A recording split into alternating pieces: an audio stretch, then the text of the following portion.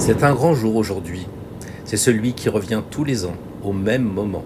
C'est ce qu'on appelle la révolution solaire en astrologie.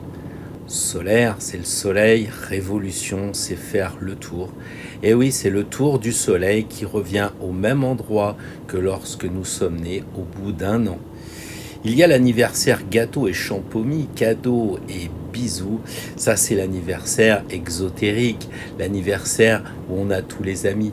Mais il existe un autre anniversaire beaucoup plus personnel où on se retrouve vraiment avec soi-même, face à face. C'est ce moment important, cette occasion de faire le bilan sur l'année écoulée qui fait vraiment cela. C'est aussi le moment de regarder le chemin de la nouvelle année, ce qui nous est proposé. En fait, on nous souhaite toujours la bonne année au 1er janvier, mais la bonne année, celle qu'on devrait vraiment souhaiter avec son cœur, c'est celle de son anniversaire, celle qui est le moment de faire le point sur soi. Et ça, c'est important.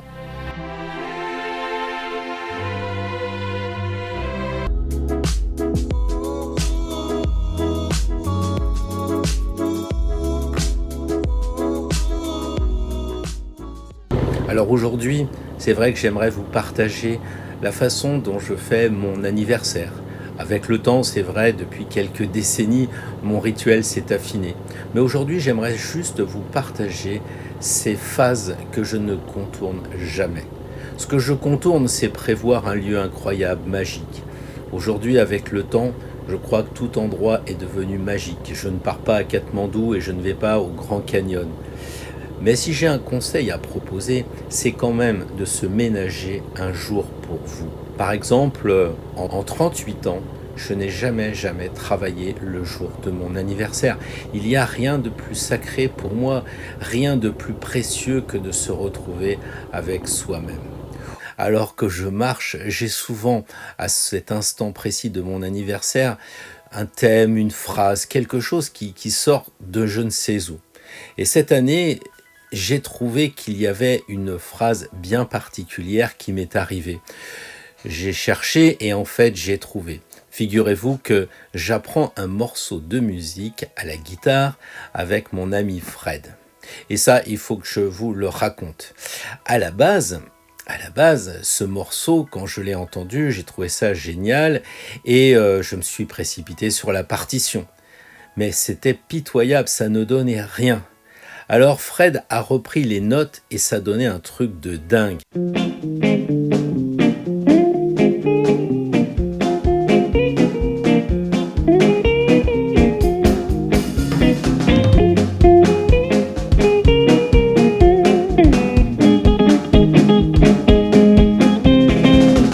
Mais comment t'as fait, lui ai-je dit. Il m'a dit, mais c'est marqué là, c'est le titre. Et le titre, il était It don't mean a thing if it ain't got that swing. Ce qui veut dire en français, eh bien, cette chanson, en gros, ça ne veut rien dire s'il n'y a pas le swing. Ça ne veut rien dire s'il n'y a pas le swing. Alors, le swing, c'est quoi? Eh oui, et ça m'a ramené évidemment à la vie comme vous pouvez l'imaginer. Une vie sans swing, c'est une vie métro boulot dodo. C'est une vie qui ne veut rien dire. C'est quelque chose qui est assez plat. Alors, évidemment, depuis quelques jours, j'ai cette musique dans la tête. Et c'est tout à fait normal que j'ai retrouvé cette phrase qui est vraiment l'emblème de mon anniversaire. Ça ne veut rien dire s'il n'y a pas le swing. Donc vous pouvez faire votre anniversaire, suivre le rituel, faire exactement ce que je vais vous proposer aujourd'hui, mais si vous n'ajoutez pas votre swing, si vous n'ajoutez pas votre marque, eh bien ça ne sera pas une vraie révolution solaire telle que moi je crois que on devrait la comprendre parce que c'est un moment hyper joyeux. Quand vous rentrez le soir, après avoir été seul avec vous-même et que vous retrouvez la famille, parce que c'est pas une ascète, c'est pas un monastère, c'est un moment super sympa. Donc on peut rentrer le soir après une journée où on a été au calme, et c'est ce qui s'est passé pour moi après une journée passée dans l'abbaye. Eh bien, j'étais content de retrouver une autre vie, parce que c'est pas parce parce qu'on est assis avec des moines pendant une messe, c'est pas parce qu'on est assis tout seul au fin fond d'une église avec son thème astral que ça ne vit pas. Donc il y a un côté extérieur et encore une fois un côté intérieur, un côté exotérique et un côté ésotérique.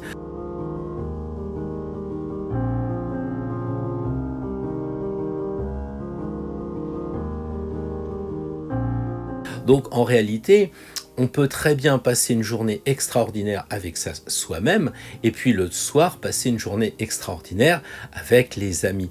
Il ne faut pas tomber dans quelque chose, vous voyez, de très strict. C'est surtout pas ça parce que la vie, ça bouge, la vie, c'est la nature.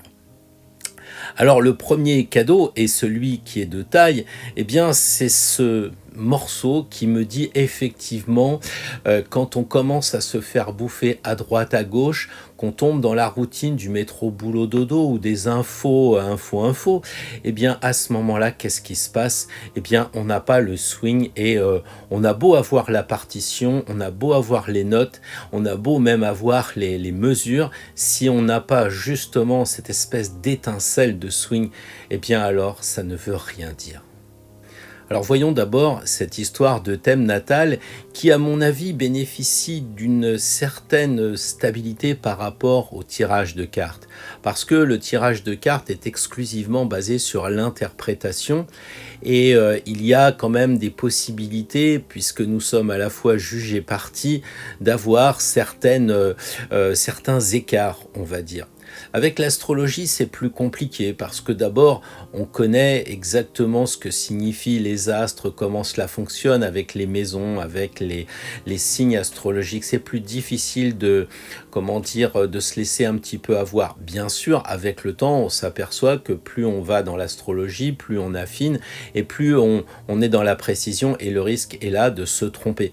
C'est pour ça qu'il y a quand même des astrologues qui vont voir des collègues astrologues pour leur révolution solaire, parce que un médecin qui a une maladie va plutôt avoir tendance à consulter son collègue comme un avocat, voire un autre collègue, pour avoir un point de vue plus objectif, un point de vue qui est moins coloré par notre émotion. Alors pour cette journée, il y a quand même 3 axes que je ne contourne jamais. Il y a une première étape qui consiste à regarder le thème astrologique. Évidemment, je le regarde sous 2 angles. L'angle du thème de l'année passée et le thème de l'année à venir. Je vais vous le développer après. On va y revenir. Ensuite, il y a un tirage tarot. C'est-à-dire que là aussi, je regarde ce que j'ai tiré l'année dernière, si je me suis bien inspiré des conseils, si j'ai tenu mes engagements, et puis de l'autre côté, il y a ce tirage de la nouvelle année. Et puis enfin, il y a une lettre que l'on peut faire pour demander un certain nombre de choses à l'univers qui est un engagement que l'on va passer de soi avec l'univers pour avancer sur notre chemin. Voilà les incontournables. Maintenant, voyons plus en détail ces 3 points.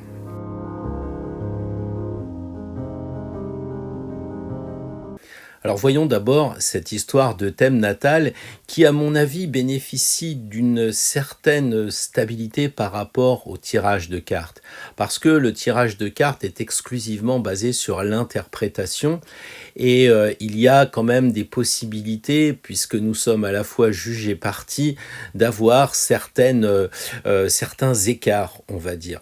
Avec l'astrologie, c'est plus compliqué parce que d'abord, on connaît exactement ce que signifient les astres, comment cela fonctionne avec les maisons, avec les signes astrologiques. C'est plus difficile de se laisser un petit peu avoir. Bien sûr, avec le temps, on s'aperçoit que plus on va dans l'astrologie, plus on affine et plus on est dans la précision et le risque est là de se tromper. C'est pour ça qu'il y a quand même des astrologues qui vont voir des collègues astrologues pour leur révolution solaire, parce que un médecin qui a une maladie va plutôt avoir tendance à consulter son collègue comme un avocat, voire un autre collègue, pour avoir un point de vue plus objectif, un point de vue qui est moins coloré par notre émotion. Donc là, la révolution solaire, c'est en fait, un fonctionnement simple que j'ai déjà expliqué dans une vidéo. Il y a le soleil qui va retomber dans cette année, par exemple en ce qui me concerne en 2022, avec, des planètes qui ont bougé depuis ma naissance, donc on obtient un deuxième thème. Et forcément, on obtient aussi un autre ascendant, parce que on peut obtenir le même. On a une chance sur 12 d'obtenir le même ascendant. Mais on dira qu'en général, on a non pas un remplacement d'ascendant, il faut être très clair là-dessus, on a un nouvel ascendant. C'est-à-dire que en fait, quand on est né, on a un signe et un ascendant, et ça, c'est la voiture. Et avec la révolution solaire, on a un autre ascendant qui serait, bah tiens, on ajoute une remorque, mais ça change rien à la voiture. Eh bien, là, c'est la même chose. Donc, on peut être Verseau, ascendant Lion, et puis cette nouvelle année, on va être ascendant Taureau ou ascendant Balance. Mais on restera toujours avec le même ascendant de naissance et le même signe de naissance. Donc en fait, quand on dit bah oui, mais moi je connais pas tel signe et tel autre signe, c'est faux parce que en fait, au cours de notre vie, on sera amené à expérimenter les différents ascendants. Donc, on va examiner ce nouveau thème pris dans simplement une étude de thème natal. Et puis après, c'est plus délicat, on va commencer à superposer le thème natal avec le thème de la révolution solaire. Donc là, on va avoir ce que l'on appelle des aspects planétaires. C'est-à-dire qu'il faut imaginer que c'est comme un millefeuille. On va mettre notre thème natal et puis au-dessus, on va venir superposer notre révolution solaire. Et là, on va s'apercevoir que, par exemple, Vénus, eh bien, est juste à l'aplomb du Mars. Et donc, on en tirera les conséquences. Bah, peut-être que c'est l'occasion de trouver son chevalier ou sa princesse, parce que quand Vénus a rendez-vous avec Mars, bah, c'est des bonnes nouvelles. Mais quelquefois, on va avoir Saturne qui est opposé avec Mercure, et là, on risque d'avoir des petits soucis au niveau du mental, au niveau de nos idées. Il va falloir mettre un peu plus de sagesse et de tempérance.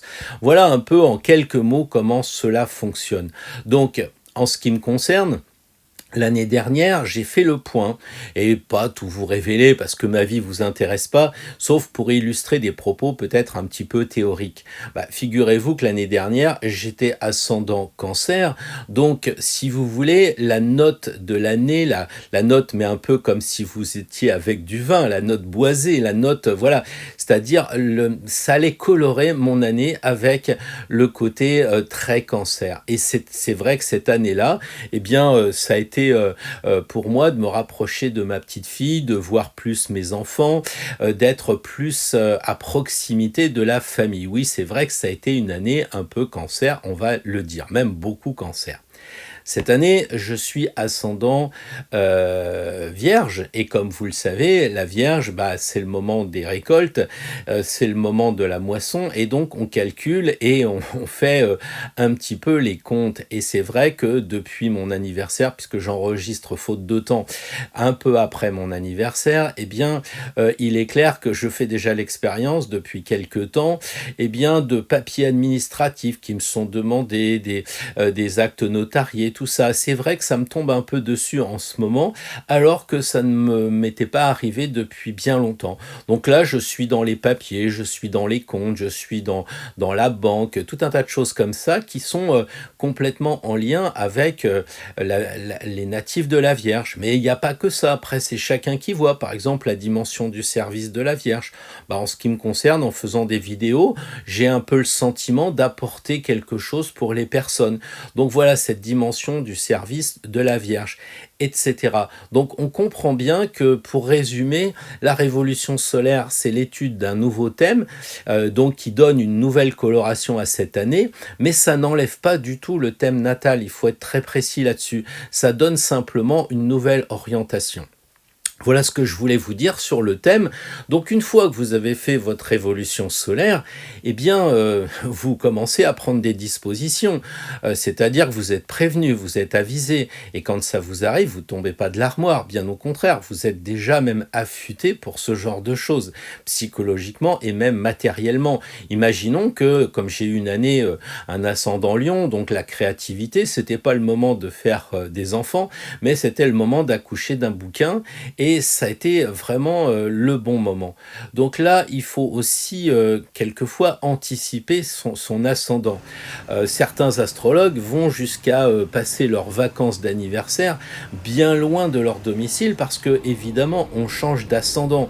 Donc, si par exemple, vous voulez être ascendant Lion et que, c'est pas le cas cette année, vous regardez sur une carte, vous faites un calcul et vous irez passer vos vacances à la Barbade ou bien à New York, que sais-je encore, parce que ça va changer votre ascendant. Mais je trouve que c'est un peu aller, mais ça c'est personnel, c'est aller un peu à l'encontre de la nature, c'est forcer le destin et ça me plaît pas forcément beaucoup.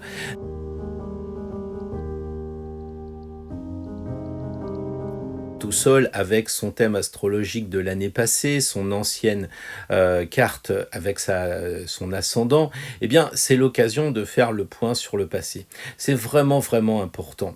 Je crois que trop souvent les gens viennent voir un astrologue pour connaître le futur, quand d'autres me demandent sur le plan karmique d'où ils viennent. Je crois que l'équilibre des deux est indispensable. C'est-à-dire que si on est à son anniversaire, eh bien on va regarder ce qu'on a accompli l'an passé. C'est-à-dire les choses qu'on est fier d'avoir accomplies, les choses qu'on ne pouvait pas accomplir parce que on a beau avoir notre libre arbitre, on dépend du contexte économique, on dépend de nos conjoints, de notre famille, etc., qui eux aussi ont leur libre arbitre. Mais on a aussi les engagements qu'on a pris et qu'on n'a pas pu tenir parce qu'on ne voulait pas les tenir. Et c'est ça qui est intéressant. Qu'est-ce qui fait qu'on n'a pas été en voyage comme on l'avait promis? Est-ce qu'on a eu des problèmes? Non, on n'avait pas de problème d'argent, on avait de la dispo, on avait tout. Pourquoi on n'a pas entrepris ce voyage? Pourquoi on ne s'est pas décidé à écrire un bouquin? Pourquoi on ne s'est pas décidé à? Et ça, c'est intéressant parce que l'année qui arrive, eh bien, on n'a pas forcément les mêmes outils, c'est-à-dire qu'on ne nous resserre pas le même plat, l'ascendant est nouveau et beaucoup de choses changent. Donc il faut faire attention aussi quand on a une proposition à faire, donc soit des choses difficiles à travailler, soit des choses positives pour nous faire évoluer, il faut savoir que l'année d'après, c'est terminé. Donc là, on va, par rapport à l'an passé, se poser des questions honnêtement avec un peu le visage de la justice, se regarder en face pour voir qu'est-ce qui a coincé. Il ne faut pas se mentir, à mon avis, c'est ni le moment ni le lieu pour se jouer un coup en douce à soi-même, ou alors, ça, à mon avis, c'est plus grave que ça, docteur. Dans un deuxième temps, on va effectivement regarder le thème qui est proposé. Donc à la fois sur le thème lui-même et sur la comparaison de thèmes, comme je l'expliquais, avec les aspects planétaires. Donc ce qui nous donne un peu la physionomie de l'année.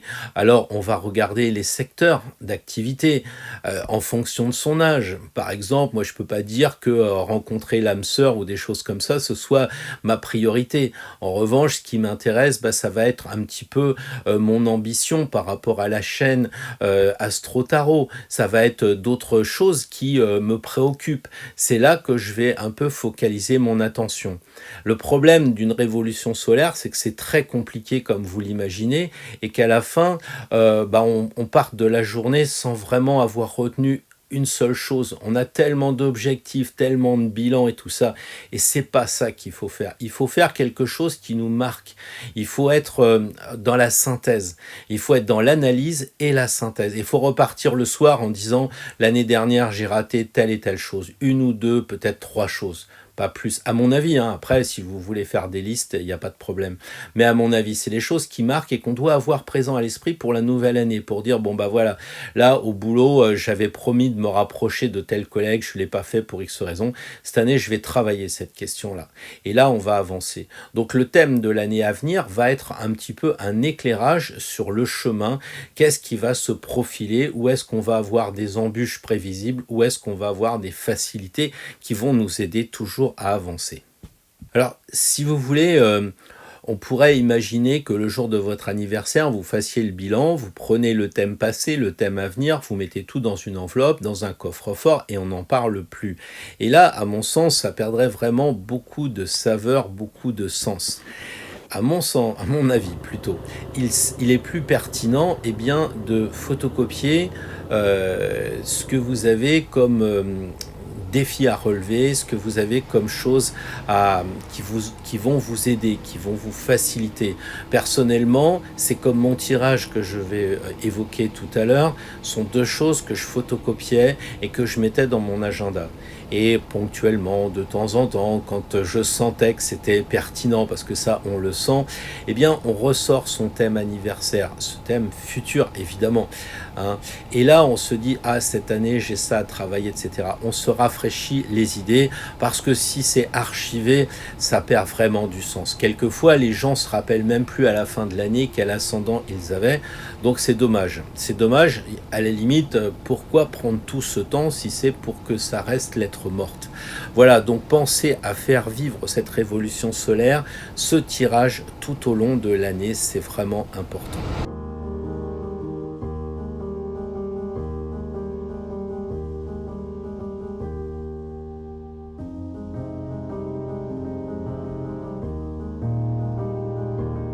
Nous voilà maintenant arrivés à la question du tirage du tarot, donc de l'année à venir, et l'étude du tarot, du tirage de l'année passée. Donc, comme je vous l'ai dit tout à l'heure, moi dans mon agenda, j'avais fait une photocopie du tirage et je peux vous dire que le papier était bien froissé, bien usé, parce que je le sortais quand même régulièrement pour faire le point.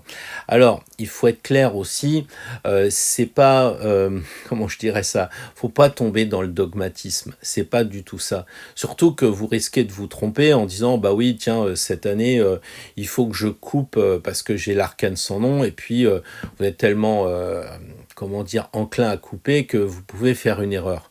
Donc, il est bon d'avoir du discernement.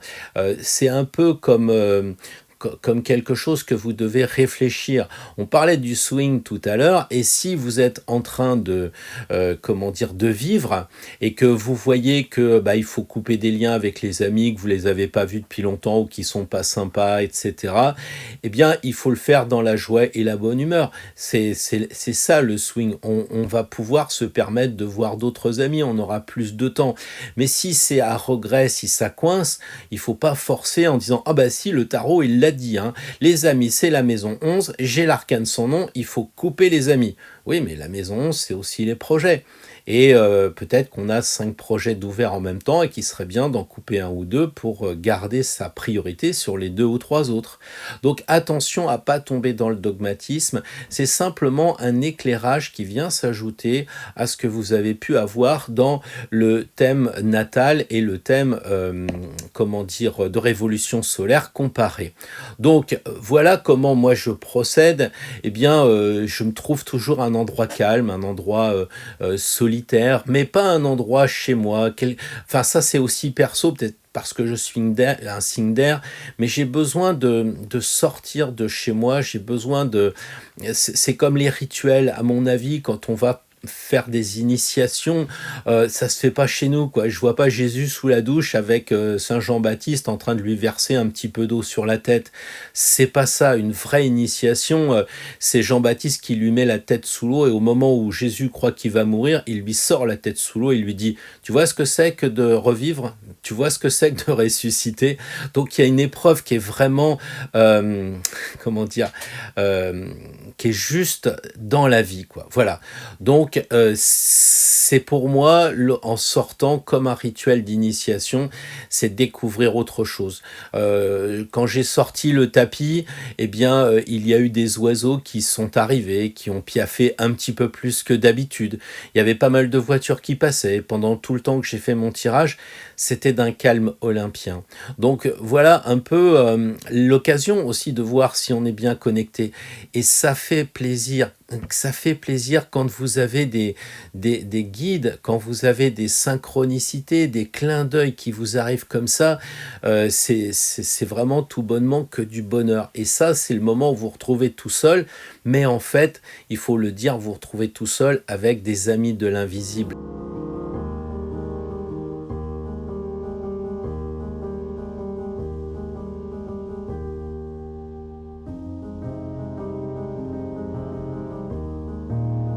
Comme vous le voyez sur ces images, le tirage tarot astro est simple.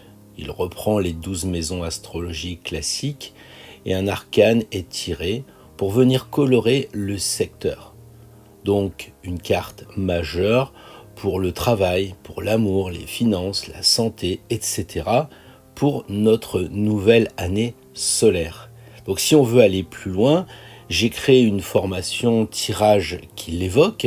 Je propose même un tapis et un jeu avec les mots-clés pour guider, pour aider les débutants, car toute personne, même ignorant tout du tarot, peut se lancer dans ce tirage tarot astro. Alors voilà comment je passe mon anniversaire, mes anniversaires, et j'espère que ces quelques idées vous aideront à profiter de ce moment vraiment important de notre vie.